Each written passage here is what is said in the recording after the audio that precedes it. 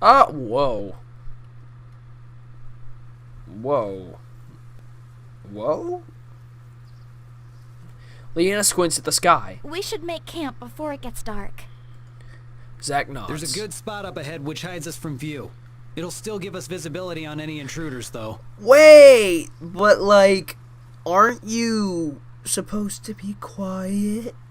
Right? Alright, Zack Spade. Sounds good. He's like, this hides us from view! Have you seen the spot? It's up ahead! As if he's trying to be stealthy. And he's yelling. Zack leads the way and soon we reach the clearing. There's a clearing, and from view, apparently. Oh, here we go. This is fine. The three of us get to work setting up camp. I roll out my bedroll near the campfire and notice how thinly it spreads on the ground. Can this thing really be comfortable? I guess there's only one way to find out. I lie down on the bedroll and place my hands behind my head. This isn't as bad as I thought, so I could definitely fall asleep here. Isn't this where I started? Maybe? No, obviously. Not really, but, like, this is... Like, not actually, but, like, this is the same background, just with altered colors. This is romantic, except Zack is here. Fuck off, Zack. My gaze lingers on the night sky above. The moon hangs in the inky sky, dotted with so many pinpricks of silver light. They sparkle vividly, as if trying to chase away the dark. I breathe out a breath in wonder. Ugh. I never knew that stars could shine so brightly. I tried to pick out a few constellations, but the star patterns above are unfamiliar. What are you looking at? Oh, we're totally gonna snuggle right now? Hell yeah. I quickly sit up at the sound of Leanna's voice. She holds 2 steaming bowls in her hands. I accept one of the bowls with a smile. She sits beside me, just admiring the sky. This place is really beautiful. Back where I live, you don't get to see so many stars. How come? Well, you see, there's this thing called pollution, and people are retarded. So, yeah. Light pollution. Our cities are filled with so much light that it drowns out the stars. Leanna gazes thoughtfully at the sky. Right. It's a little harder to see the stars in town than it is out here. Well done. I shake my head. That's not the same. Oh, fuck. Some nights I don't see the stars at all. Her eyes widen in surprise, then she places her chin in her hands. A night sky without stars. Well, I mean, they're still there, but, like, you just can't see them because New York is whack. What's your world like? This is a deep conversation right here. We're totally getting to know her. It has really cool tech. It's bad. Humans are a plague to the planet. Different, but more or less the same.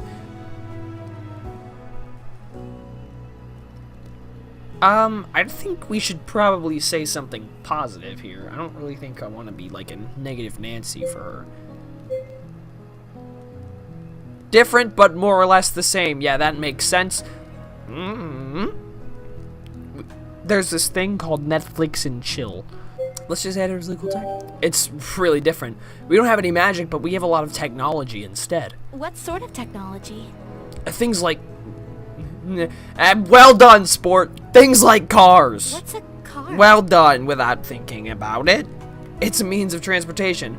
With a car, we could have made the journey from Meadow Hill Plains to Meadow Hill Village within half an hour instead of half a day. Leanna looks intrigued. You have an animal that can travel that fast? No, it runs off gas or electricity, depending on what type of car you have. So it's like our carriages, which are powered by crystals. The more energy it uses, the faster it goes. Bingo. Something like that. We have airplanes too, which fly in the sky so we can have faster travel to other areas of the world. Humans who can fly? Leanna's eyes grow in wonder and she grins. What else do you have? The interwebs. Mobile phones. Cell phones, actually. This is my cell. She leans in close to inspect it. What does it do? I can make calls with it, or send messages, and talk to people far away. It also tells me the time, and I can take pictures or play games too if I want. Is it like scrying? How does it do that? Well, I'd have to turn it on first, but it doesn't work here. I think the battery is dead. Oh, She doesn't bother hiding her disappointment. Poor girl. She tilts her head back and returns her gaze to the sky. Underneath the moonlight, her pale skin seems to glow amidst the darkness. Her face softens as she smiles. you're right. The stars really are beautiful. So yeah, I explained mobile phones, and yet take all this time to agree. Well done, sweetheart. You're a little bit bad at conversation. But that's okay. We fall into a comfortable silence as we enjoy the tranquility of the night. After we finished eating and cleaning up, Zack approaches us. It's getting late. Leanna nods. I'll take first watch so you can rest. All right, I'll take second watch. I guess that leaves me with third. She... You know... You should have waited to, like, confirm. I guess there is no third watch. They want me to sleep! I'm useless! I don't know what this is gonna be next. That's okay. We had an early start, and I'm sure you're tired. We should rest up and sleep through the night. Do you guys not trust me? I'm a little tempted to say that, but I think for now, because it's a one-time occasion, we're gonna just go with it. Alright, thanks. She smiles warmly. Good night, Good night. Zack nods, Leanna crawls into her bedroll. Okay, if this keeps happening though, I'm on to you guys. Alright? I'll fuck you up or something. Maybe. As she lies down, Zack positions himself against a tree and takes a seat. Get to know Zack or go to bed. How successful would that be? Let's try it. If we're going to be traveling together, I should make an effort to get to know what kind of person he is. I walk over to Zack. Hey. Mind if I sit? He gestures for me to... Okay, so he's not horrible. Obviously, I have to lead the conversation. So... How's the weather? Zack stares at me. Alright, let's switch gears. Are you a cat or a dog Is this person? going anywhere? I sigh. I'm trying to build up some trust here, but you gotta meet me halfway. Dog. What? I prefer canines. Oh, cool. The science creeps in again. So we're all going to Illumia. Yep, what brings you there? I'm meeting someone. Oh, a friend? Someone from work. What do you do? I'm a mercenary. My guy! This explains so much. Acceptable murder. Oh, let's go with mercenary. That's badass. That's so cool. Zack shifts uncomfortably. His stony facade cracks and reveals his surprise. Okay. So, why are you going to Illumia? That should have been, why are you going to Illumia? Leanna's taking me to the Mage Academy. He studies me Are again. you a mage? You don't have a manipulator. I shake my head. No, I'm looking for answers. Well done. No context. It's fine. He nods in understanding and doesn't pry. He's totally with it. He's just like, oh yeah, dude. He's looking for answers. He's got a little bit of soul searching to do. You know what I'm saying? He's just got like, he lost himself. He's, you know, we good. Although I try to stop at a yawn escapes. You should get some sleep. We have an early start in the morning. That sounds familiar. I push myself to standing. Good night. He nods. I tried. Let it be known. I lie down my bedroll and scooch around to get comfortable. I try to close my eyes for some nose feeler. Oh yeah, I need a pillow. Sitting up, I look around for anything. I use my Pango pillow. Is that a thing? I'm not gonna try that. Plus, that would be pretty rude. I'll live. Lying back down, I close my eyes and eventually drift to sleep.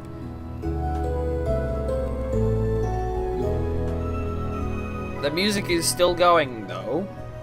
Question mark. I'm going. I'm on a roll.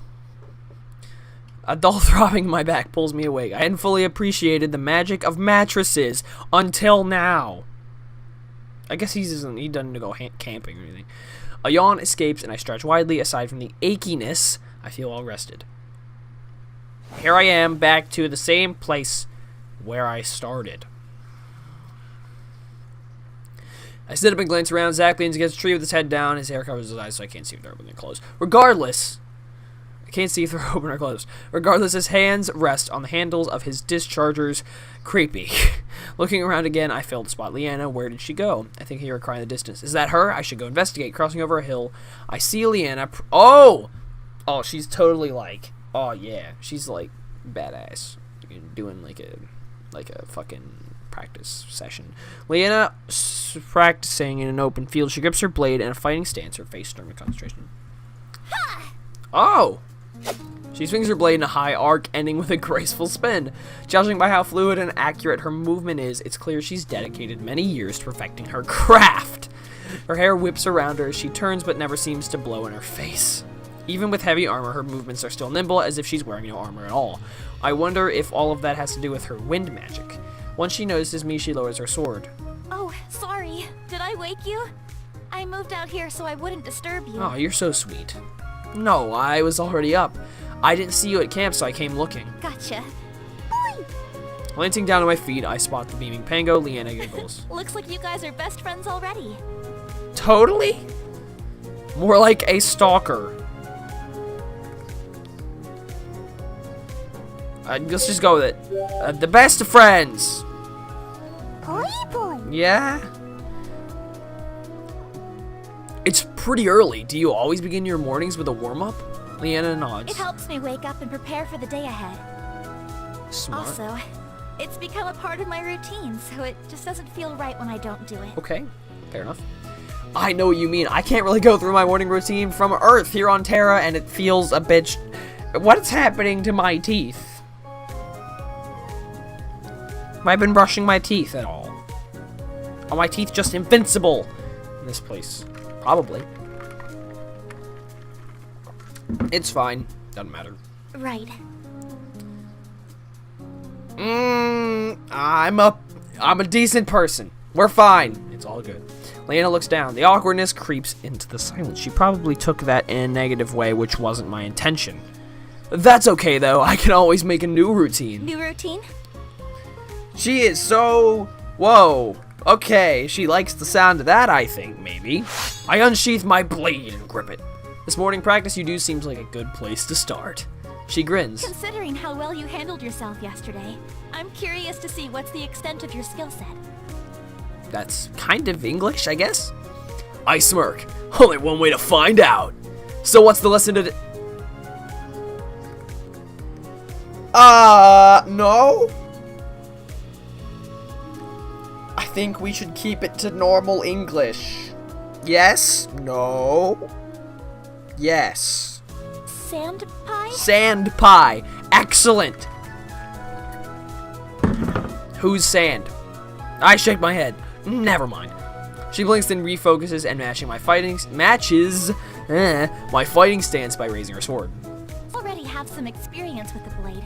Sparring will be the best way to gauge. Wow, are you a tutorial or something? Because I already knew that!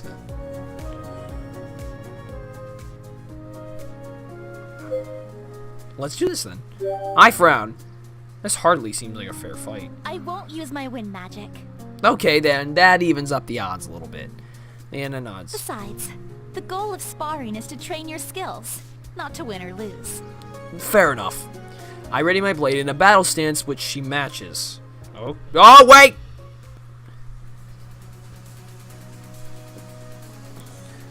Oh, there's that bug again. He's fucking with me. Oh, this is hardcore. Wait, I don't want to hear this again.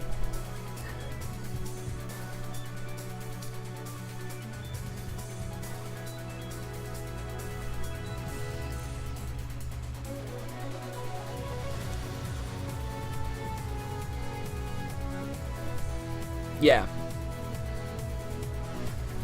So even the... Okay. This makes sense.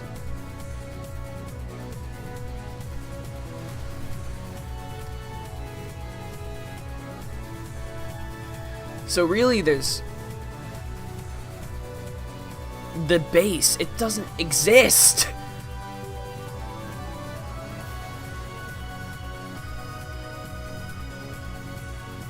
So there's hardly any base at all.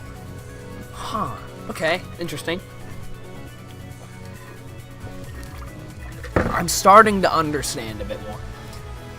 Alright, anyway. Leanna dashes towards me. Leanna dashes towards me. Her movements seem slower than what they were during the bandit fight. It seems like she isn't using her wind magic. That's indeed what she said she was gonna do. Wow, she's told the truth. Early access version minigame will be available for their builds. Do well or do poorly. Somehow I managed to keep pace with her.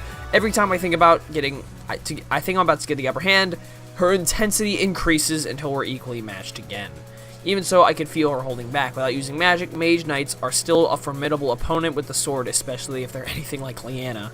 We go back and forth with a few more swings until Leanna strikes from above. Oh! Do something cute or something, maybe? I hurriedly block with my sword, but I lose my balance in my hurry and topple to the ground, landing on my back. Excellent. Oof. Leanna kneels down beside me. Your fundamentals are solid. If you keep practicing, I'm sure you'll be a formidable warrior in no time. Thanks, honey. That's pretty high praise when it's coming from you.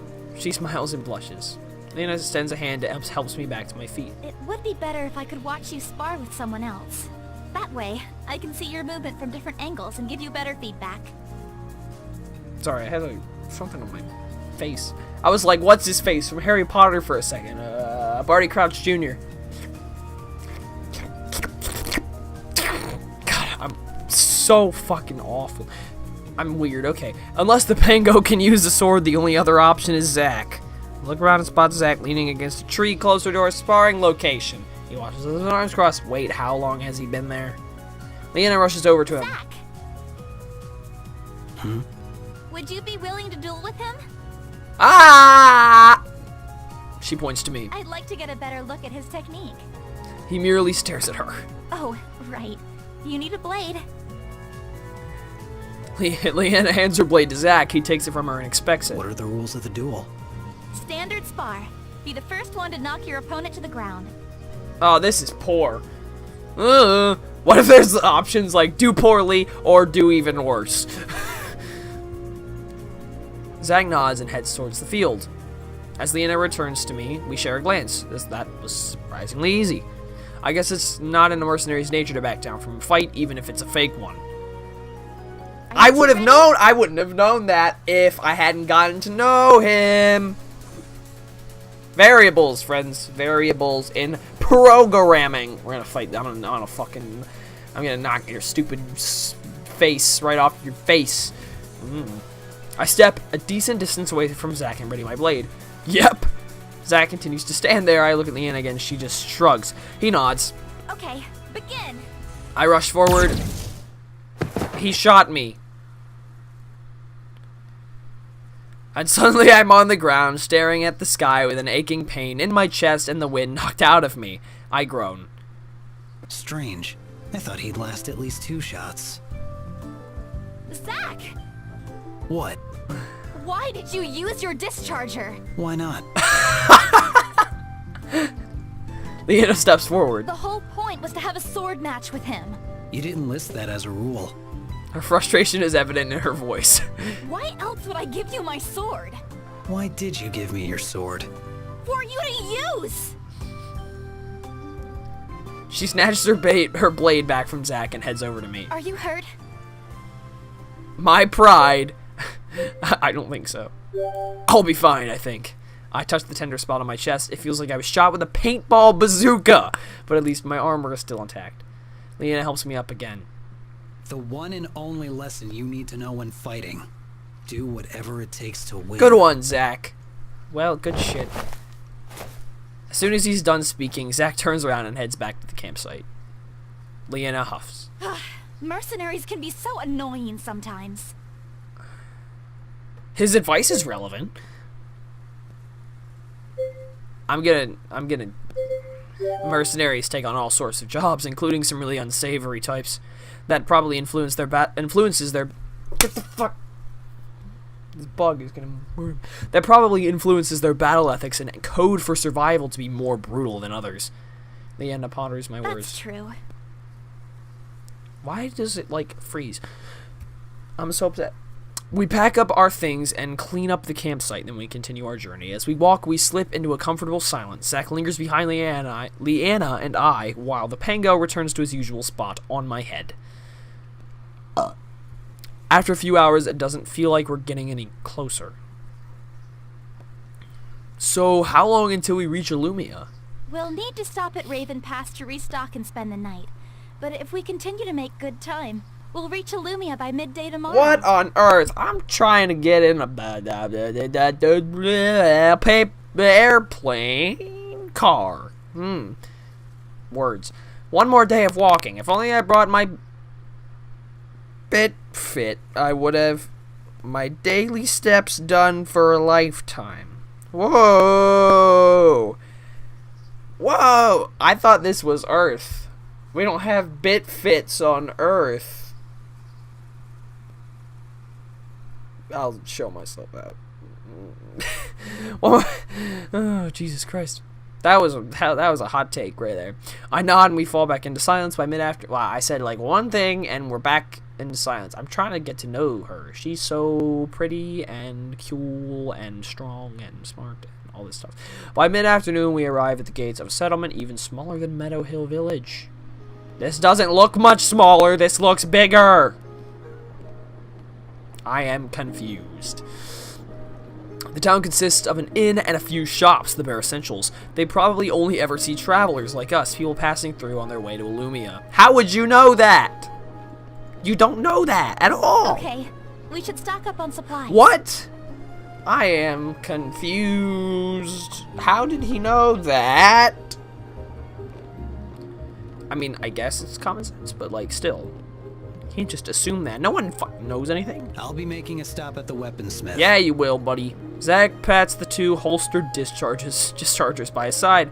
Now that I think about it, I only saw him use one during the bandit ambush. The other one must have already been damaged. I'll check out the shop since my weapons are okay on repairs. I'll go with you. Leanna smiles. Zack nods. See you soon then. He turns down another path. Let's go. Leanna smiles back at me as she leads the way to the shops. Wait up!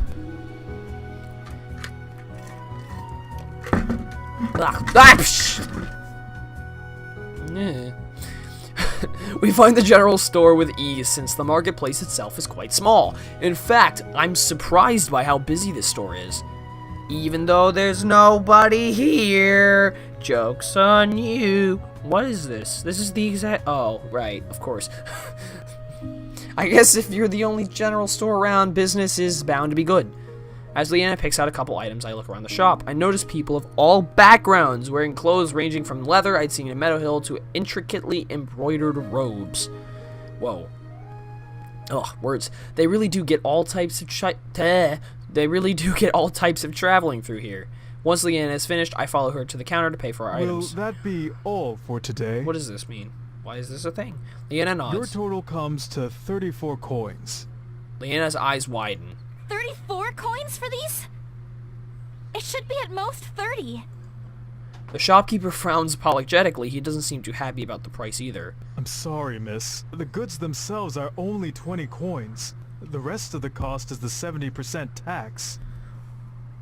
Oh, math. Haha. Sorry. Let's stay quiet. I'm not about to mess this up. We're staying quiet. Not my place to say anything.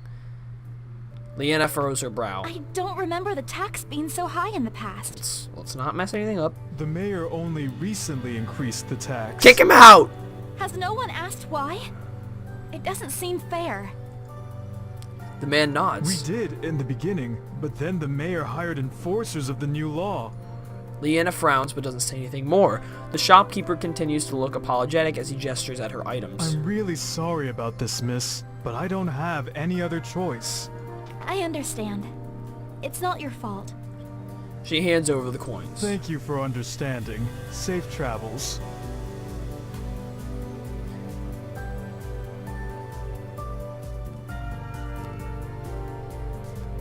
As we head out, Leanna seems to be quieter than usual. Are you okay? Something about this just doesn't seem right. New tax rules and new guards to enforce them? I came through here only a few days ago on my way to Meadow Hill, and the tax hadn't been changed then. Kick him out! It all seems too sudden. Kick him out. Let's investigate! Date. Time. We should find out what's going on here. Leanna blinks. Really? I mean, why not? Why not? We can't just leave it alone if something foul is at play here. Leanna smiles. You're right. Anyway, let's go meet up with Zack. I nod. When am I outnumbered by women again? Who knows? The world may never know. We make our way to the lane of armory and smiths and peek through a few shop windows before we spot Zack. A guard looms over him. Uh-oh, this doesn't look promising. I bet he was like 70% tax. Pissed off! Or whatever, it was like 70% tax. I'm not paying for that shit. You know, in his own Zack way. Leanna frowns as we enter the shop. This doesn't concern you. Stay out of it. It became my concern when you threatened him in front of me. Threatened? All I told him was what may happen to his store if he doesn't pay up for these protective services. Leave. Now. The guard laughs. What makes you think I'd listen to you? Zack glares at the guard as he flips open his coat and reveals his discharger. He grips the second discharger on the table. The color drains from the guard's face. 2 dischargers with purple spheres and a black trench coat. It can't be.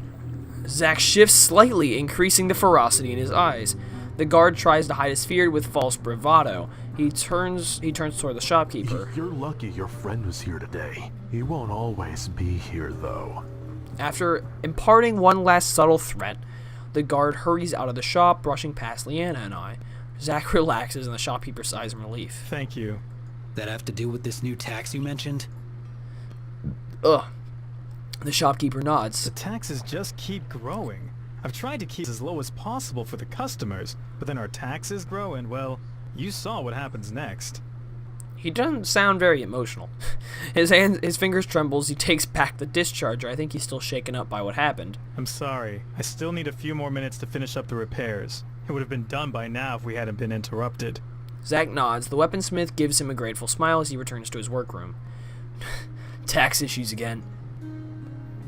It looks like it's affecting all of the stores, and it's only going to get worse. I'm not going to let it escalate. Well done, Zack. Stand up for yourself like a true man. You two head to the inn. What are you planning to do? I'm going to pay a visit to the mayor. Kick his ass! Yes! A good Samaritan mercenary. Speak up. We're coming too. Zack looks surprised. Something here is just not right. We can't sit by and do nothing. The shopkeeper returns and places Zack's discharger on the All counter. fixed. Thanks. Here. Zack offers coins to the vendor, who shakes his head. Please, don't worry about it.